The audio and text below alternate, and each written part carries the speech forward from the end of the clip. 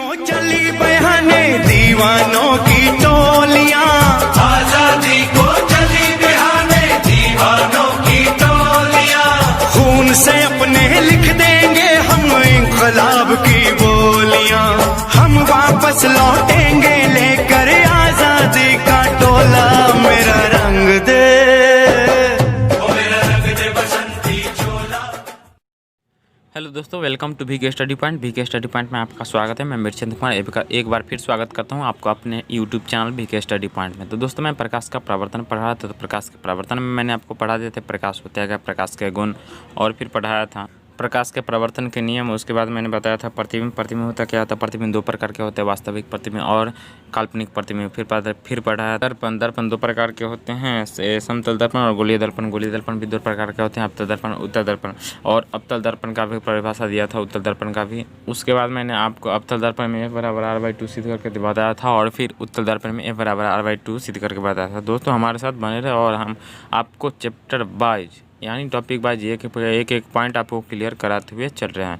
तो दोस्तों, ये रहा हमारा पार्ट 5 में हम बताएंगे कि अवतल दर्पण द्वारा प्रतिबिंब प्राप्त करने के नियम। अब इसके कितने नियम होते हैं? तो इसके 3 नियम होते हैं। इसको हम बारीकी से समझाएंगे और बहुत ही अच्छे से। तो दोस्तों, वीडियो को लास्ट तक ज़रूर देखें, और अच्छा लगे तो एक लाइक ज़रूर करके जाए, और ना अच्छा लगे तो डिसलाइक करके जाए, लेकिन वीडियो को लास्ट तक ज़रूर देखें। और तो चलते हैं पॉइंट पर। तो हमारा क्या रहा है कि अवतल दर्पण द्वारा प्रतिबिंब प्राप्त करने के नियम। तो हमारे अवतल दर्पण द्वारा प्रतिबिंब प्राप्त करने के 3 नियम होते हैं। हम इसको बारी से समझाते हैं। जैसे हमारा पहला नियम। अब पहला नियम में हमको क्या कहता है? तो पहला नियम आपको लिख करके बताते हैं।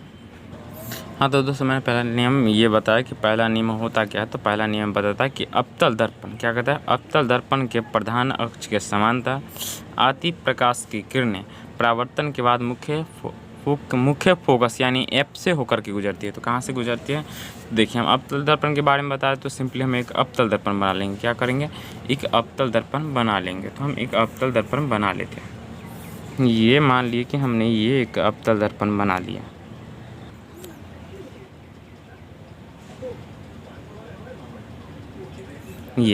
ये गोलीय दर्पण, ठीक। हम इसको बाहर से रचित कर देंगे, मतलब एक भाग रख देंगे। तो ये हमारा क्या हो जाएगा? ये हमारा अवतल दर्पण हो जाएगा, ठीक है। इसी प्रकार तो हमारा अवतल दर्पण बनता है। तो इसको हमने बाहर से रचित कर दिया, ठीक है। अब इसका जो सेंटर है ना, ये बीच वाला बिंदु, ठीक है, इसको हम क्या कहते हैं? तो इसको हम ध्रुव कहते हैं। इसको पी से सूचित करते हैं। क्या कहते हैं? ध्रुव यानी पोल, ठीक है। पी क्यों लिखते हैं? तो हम इसको, ये इसका मीनिंग होता है पोल, इसलिए हम इसको ध्रुव मतलब पी से सूचित करते हैं। और यहाँ जो सेंटर होगा, यहाँ पर इसका जैसे वृत्त का केंद्र होता है ना, उसी प्रकार इसका भी केंद्र होता है। तो इसको क्या कहते हैं? तो इसको वक्रता केंद्र कहते हैं। और ये ध्रुव और वक्रता केंद्र को मिलाने वाली रेखा को क्या कहेंगे हम? तो इसको हम कहेंगे प्रधान अक्ष। क्या कहेंगे? इसको हम कहेंगे प्रधान अक्ष, ठीक है। तो इसको हमने मिला दिया, तो ये हमारे प्रधान अक्ष हो गया, ठीक है। और वक्रता केंद्र को किससे डिनोट करते हैं? तो सी से। तो इसको हमने सी लिख दिया। अब देखिए, पहला नियम में हमारा क्या करता? कह रहा है कि अवतल दर्पण के प्रधान अक्ष, ठीक है, क्या करें? अवतल दर्पण के प्रधान अक्ष के समांतर, यानी जो हमारा प्रधान अक्ष है ना, ये इसके समांतर आती प्रकाश की किरणें। तो देखिए, इसके सामने हमारा ये प्रकाश की किरण आ रहा है, ठीक। अब आ रहा है तो इसके तीर का निशान किस प्रकार होगा? तो इस प्रकार होगा, क्योंकि ये आ रहा है।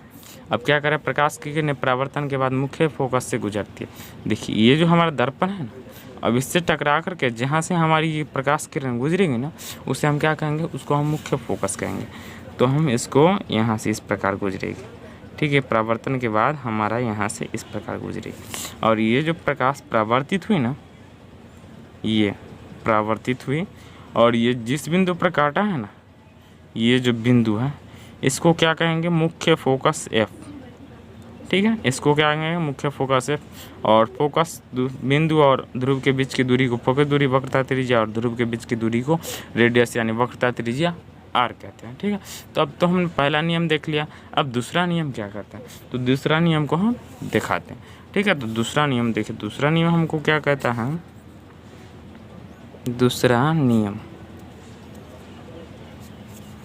एक मिनट को नहीं दिखाई दे रहा होगा, एक मिनट। हाँ तो दोस्तों ये रहा हमारा दूसरा नियम। और दूसरा नियम क्या कहता है? दूसरा नियम कहता है अवतल दर्पण के वक्रता केंद्र से होकर जाने वाली प्रकाश की किरण, क्या कहता है? अवतल दर्पण के वक्रता केंद्र से होकर जाने वाली प्रकाश की किरण पुनः परावर्तित होकर उसी दिशा में लौट जाती है। अब इसको फिगर के माध्यम से समझेंगे तभी तो आपको क्लियर होगा, नहीं तो आपको समझ में नहीं आएगा। तो देखिए हम एक अवतल दर्पण बनाते हैं। हमने एक अवतल दर्पण बनाया, ठीक है। ये हमारा अवतल दर्पण। अवतल दर्पण होता किस प्रकार है? तो अवतल दर्पण किसी गोले का वह खोखला भाग होता है जिसकी सतह अंदर की ओर धंसी है, उसे अवतल दर्पण कहते हैं। और इसका एक सतह बाढ़ से रचित कर देंगे, ठीक है। तो ये जो धंसा वाला भाग हुआ ना, यही तो हमारा अवतल दर्पण कराएगा। और इसका जो बीच वाला बिंदु हुआ ना, इसको क्या कहेंगे? पी यानी ध्रुव। और इसका भी केंद्र होता है, जैसे वृत्त का केंद्र होता है इसी प्रकार इसका केंद्र होता है, तो वक्रता केंद्र इसको सी कहते हैं, ठीक है। अब इसको मिला देंगे, ठीक है, इसको मिला देंगे तो हमारा क्या हो जाएगा? हमारा प्रधान अक्ष हो जाएगा। क्या हो जाएगा? प्रधान अक्ष। इसको पी कहेंगे, क्या कहेंगे? पी कहेंगे, ठीक है। अब क्या कह रहा है? दूसरा नियम कह रहा है कि अवतल दर्पण के वक्रता केंद्र से होकर जाने वाली प्रकाश की किरण। अब मान लीजिए कि प्रकाश की किरण यहाँ से आ रही, ठीक है, यहाँ से ये हमारी प्रकाश की किरण आ रही है। और क्या कर रहा है? प्रकाश की किरण वक्रता केंद्र से होकर जाने वाली प्रकाश की किरण पुनः परावर्तित होकर उसी दिशा में वापस लौट जाती। तो ये हमारे दर्पण से टकराई और फिर इसी दिशा में वापस लौट गई, ठीक है, इसी दिशा में वापस लौट गए। इसी को क्या कहते हैं कि दूसरा नियम इसमें यह कहता है कि अब जो है ना, वक्रता केंद्र से जो भी हमारे प्रकाश की किरण आएगी ना, वो दर्पण से टकरा करके उसी दिशा में, जिस दिशा से है उसी दिशा में वापस लौट जाएगी। तो चलते हैं तीसरे नियम की तरफ। या फिर इसमें आपको थोड़ा कन्फ्यूजन हुआ, अगर इसको कन्फ्यूजन को दूर करने के लिए इसका कुछ नाम देते हैं। जैसे मान लेते हैं कि ये ए, ये बी, ठीक है, और ये तो हमारा फोकस बिंदु एफ रहता है। दोनों के बीच की दूरी को क्या कहते हैं? बीच की दूरी, एकदम सेंटर वाला, इसको फोकस बिंदु कहते हैं, ठीक है। तो ये जो हमारा ए बी है ना, ए बी ही हमारा आपतित होगा और ये भी है, देखिए ए बी, देखिए इसको हम लिख करके बताते हैं कि हमारा होगा ए बी। ये जो किरण है ए बी हमारा आपतित किरण होगा। क्या होगा? आपतित किरण, ठीक है। और बी ए क्या हो जाएगा? बी ए हमारा परावर्तित किरण हो जाएगा। बी ए हमारा परावर्तित किरण हो जाएगा, ठीक है। और 3 नियम होते हैं, तो 2 नियम तो बता दिए। पहला नियम में बताया कि अवतल दर्पण के प्रधान अक्ष के समांतर आती प्रकाश की किरण दर्पण से परावर्तन के बाद मुख्य फोकस यानी एफ से होकर के गुजरती है। दूसरा नियम बताया कि केंद्र से होकर आने वाली यानी वक्रता त्रिज्या से होकर आने वाली प्रकाश की किरण परावर्तन के बाद वापस उसी दिशा में लौट जाती है। अब तीसरा नियम को देखते हैं कि तीसरा नियम हमारा क्या कहता है। तो तीसरा नियम इस प्रकार लिखेंगे। हाँ तो दोस्तों ये रहा हमारा तीसरा नियम। और तीसरा नियम में कहता क्या रहता है? हमारे तीसरे नियम में कह रहा है अवतल दर्पण के फोकस से होकर गुजरने वाली, क्या करें? अवतल दर्पण के फोकस से होकर गुजरने वाली प्रकाश की किरण परावर्तन के बाद प्रधान अक्ष के समानांतर हो जाती है, ठीक है, समांतर हो जाती है। तो हम एक अवतल दर्पण बनाएंगे, तो हमने एक अवतल दर्पण बना लिया, ठीक है। अब इसका एक सतह बाहर से रचित कर देंगे तब ना हमारा अवतल दर्पण होगा। तो हमने बाहर से एक सतह रचित कर दिया। अब इसका जो बीच वाला बिंदु होता है ना, इसको क्या कहते हैं? तो इसको कहते हैं पोल, जिसको हम पी से सूचित करते हैं, हिंदी में कहेंगे तो ध्रुव। और जिस प्रकार वृत्त का केंद्र होता है उसी प्रकार इसका भी केंद्र होता है। तो इस वृत्त के केंद्र को तो केंद्र कहते हैं और इसके केंद्र को क्या कहते हैं? तो इसके केंद्र को वक्रता केंद्र कहते हैं। क्या कहते हैं? वक्रता केंद्र कहते हैं हमने। और वक्रता केंद्र और ध्रुव के मिलाने वाली रेखा को क्या कहते हैं? तो इसको हम प्रधान अक्ष कहते हैं। वक्रता केंद्र सी और ध्रुव के बिंदु को मिलाने वाली रेखा को क्या कहते हैं? वक्रता के यही प्रधान अक्ष कहते हैं। क्या कहते हैं? प्रधान अक्ष। अब हमारा तीसरा नियम क्या करे? अवतल दर्पण के फोकस से होकर गुजरने वाली प्रकाश की किरण परावर्तन के बाद प्रधान अक्ष के समानांतर हो जाती है। तो ये जो होगा ना हमारे ये दोनों के बीच की दूरी, इसको हम क्या कहते हैं? फोकस बिंदु कहते हैं। और फोकस बिंदु की दुगनी होती है त्रिज्या, वक्रता त्रिज्या, या फिर कह सकते हैं त्रिज्या की आधी होती है फोकस दूरी। अर्थात क्या कि ये दूरी और ये दूरी दोनों बराबर होती है और बीच में ही हमारा बिंदु होता है। तो हमारा ये तीसरा नियम क्या कह रहा था? तीसरा नियम कह रहा है कि अवतल दर्पण के फोकस से होकर गुजरने वाली प्रकाश की किरण, हमने माना कि ये हमारी प्रकाश की किरण आई, ठीक, ये हमारी प्रकाश की किरण यहाँ से आ रही और हमारे मुख्य फोकस से गुजर रही, ठीक है। ये प्रकाश की किरण हमारी आ रही है, ये प्रकाश की किरण हमारी आ रही है और ये दर्पण से टकराए। अब दर्पण से टकराने के बाद क्या होगी? तो दर्पण से टकराने के बाद मुख्य प्रधान अक्ष के समांतर हो जाएगी। क्या हो जाएगी? तो ये हमारे प्रधान अक्ष के समांतर हो जाएगी। देखिए ये आ रही है प्रकाश की किरण, यहाँ दर्पण से टकराई और दर्पण से टकराने के बाद ये हमारे प्रधान अक्ष और प्रधान अक्ष के समानांतर हो गए।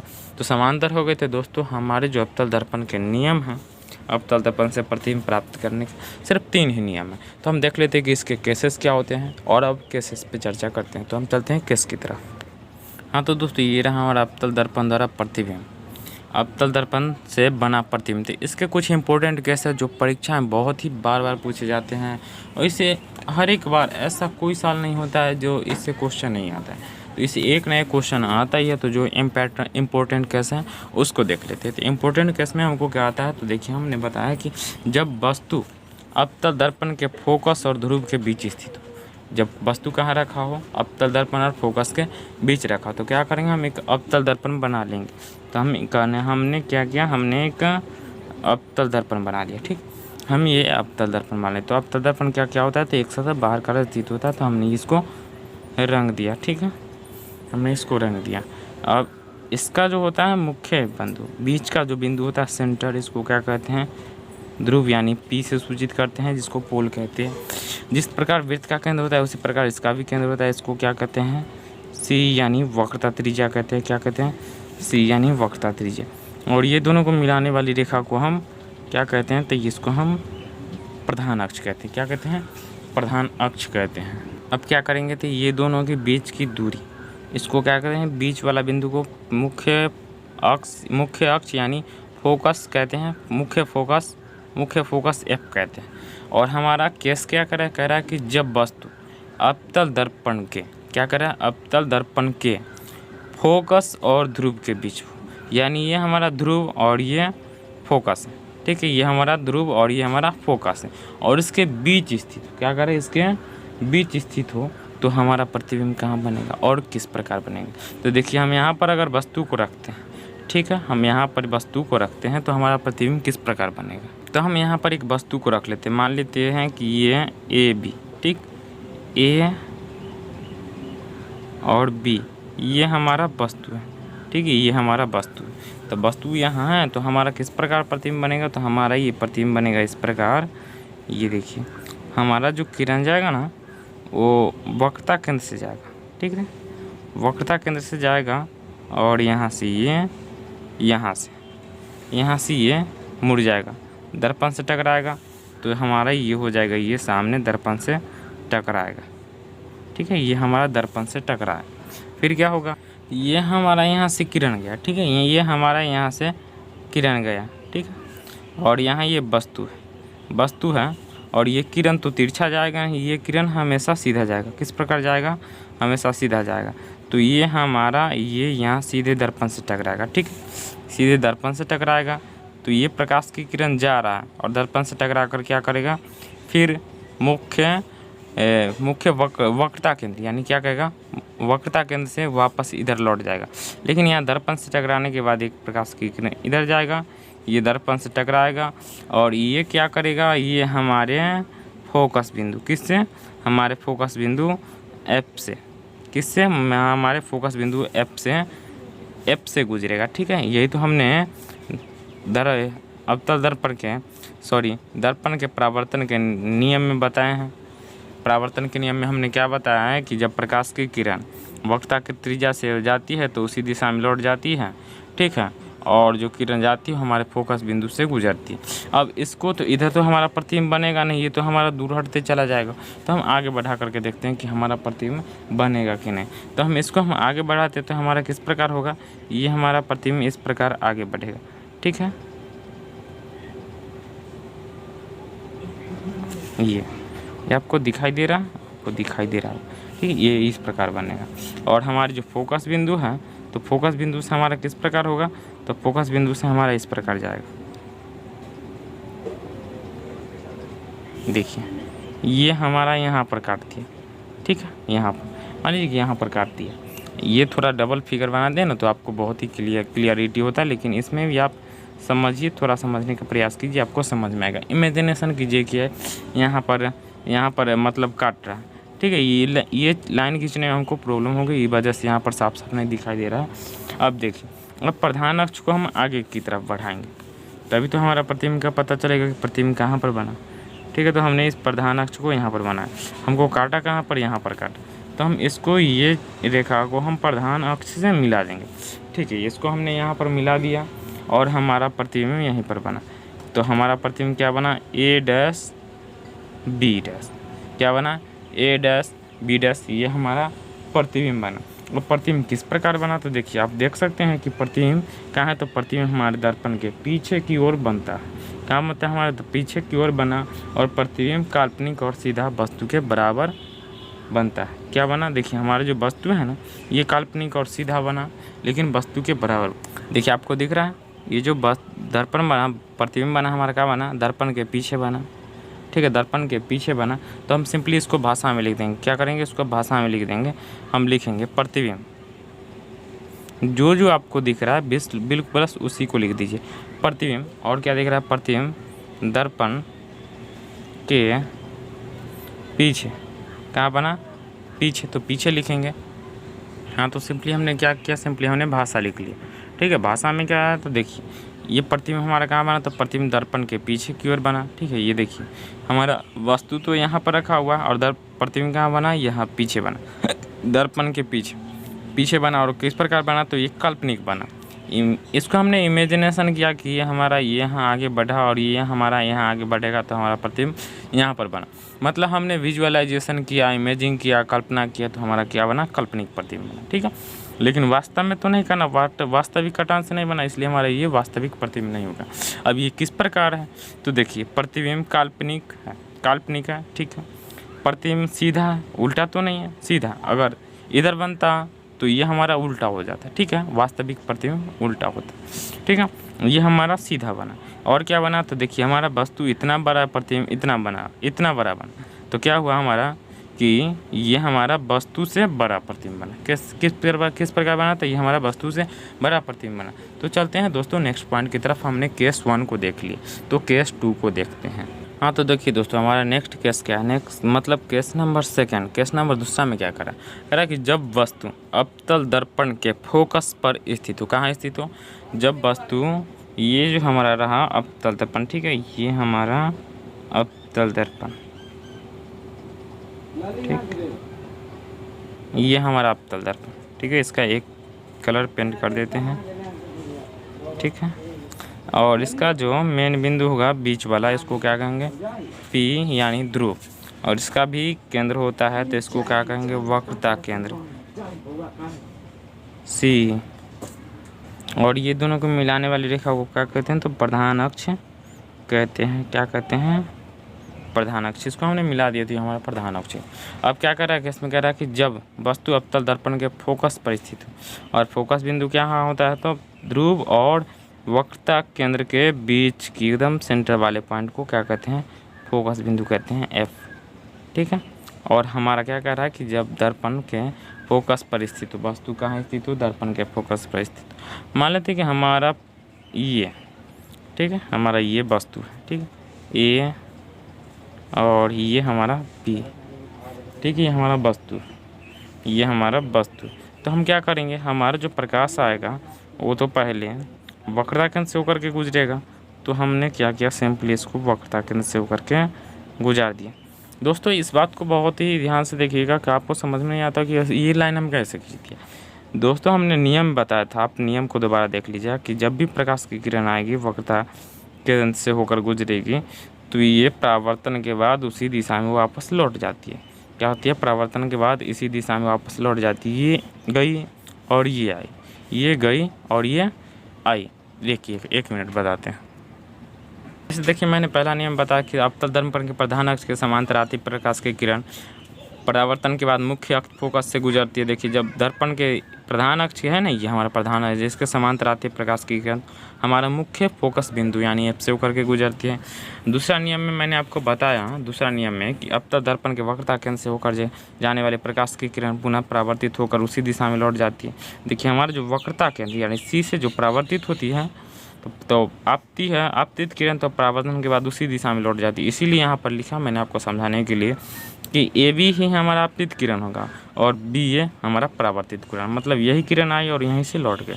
और तीसरा नियम में क्या बताया था, तीसरा नियम बताया था कि अपतल दर्पण के फोकस से होकर गुजरने वाली प्रकाश की किरण परावर्तन के बाद प्रधान अक्ष के समांतर हो जाती है। ठीक है, जिसमें देखिए जो हमारा प्रधान अक्ष, ठीक है, और ये हमारा मुख्य फोकस एफ से गुजरती है, तो ये गुजरने के बाद दर्पण से टकरा कर क्या हुआ, प्रधान अक्ष के समांतर। बस यही 3 नियम है और यही पर हमारा सारा खेल है। तो ध्यान से देखते हैं। अब देखिए ये तो इसी दिशा में लौट गए, लेकिन ये हमारा ए भी वस्तु है। अब वस्तु से टकराएगा तो सीधे दर्पण की तरफ जाएगा। ठीक है, ये हमारा सीधे दर्पण की तरफ गया। ठीक है,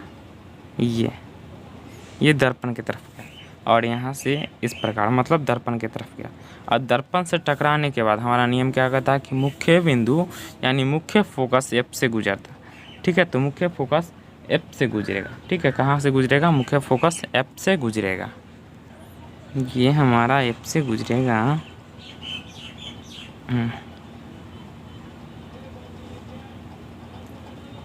एफ से गुजरेगा। तब देखिए कहीं पर कट रहा है, प्रतिबिंब बना रहा है नहीं, तो देखिए ये हमारा यहाँ से गुजरा मतलब ये यहाँ जाएगा। ठीक है, और ये भी प्रकाश की किरण यहाँ से लौट रहा है, तो ये भी हमारा इधर आगे बढ़ता हुआ जाएगा, मतलब ये भी आगे जाएगा और ये भी बढ़ता हुआ जाएगा।